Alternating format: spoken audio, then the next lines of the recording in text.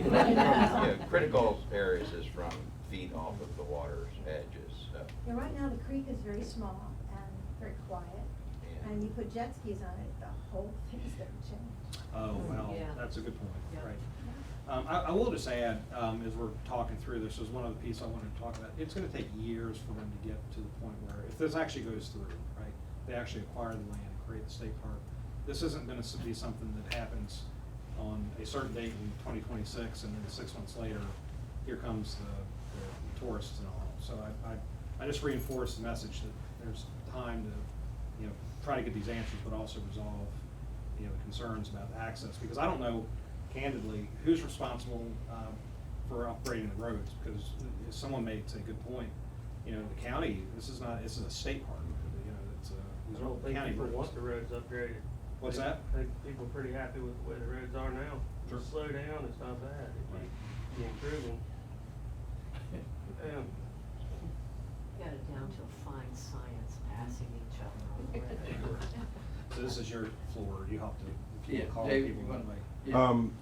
With Tiplin Road having the super deep ditches, there's no way to widen that, so two-way traffic's already hard with school buses.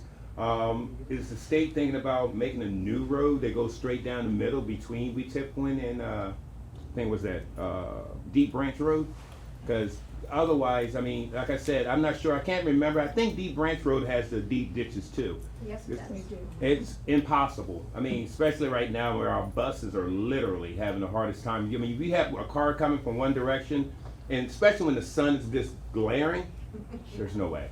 There's no way. So David, I think I can answer this one. Mhm. It's one of the reasons why, when I asked the question, is this gonna be Shad Landing with 300 campsites and Mhm. day use ramps for boats and et cetera, that the answer is a flat no. So if you're thinking this through the lens of, do they have to upgrade the roads to provide for this big, heavily used state park, I think it's quite the opposite. I think the sense that Elwood Hutchinson has on this subject is far more likely, which is that this is a historic preservation project that has an element of, because it's state money and we're using open space money and DNR is involved, that the state park regime is the correct way to do that. And if I understand it correctly, let DNR speak for themselves next month, but Mhm. part of the goal is to preserve the history of the building. Okay. But I'm not thinking of this like Pemberton, right? That's. That was gonna be my question. Okay.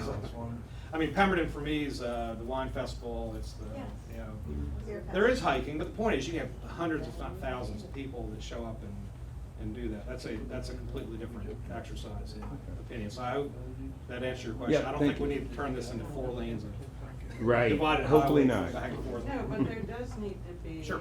something with the infrastructure. I mean, 2 pickups. It can't be any different than the road I live on. 2 pickups, you've got to both go off the side of the road. I mean, you were with Joe, you maybe didn't notice how narrow the road was, because he just used the whole road. Sure. Sure. But, there's gotta We be a found out change in narrow it was. infrastructure, especially if they're thinking of doing a venue where they can, you know, bring a bus load, you know? They could be doing weddings or something there, and like we've seen down here. Sure. And they'll meet people, buses will meet people at one of the harbors where they can park and then take them to wherever the home is that's having the wedding. So, I mean, they could even be doing that, who knows? Sure. I mean, you've got Pirates Cove, you can, you know, arrange to rent that area for, that's county, isn't it? Yep. Yeah.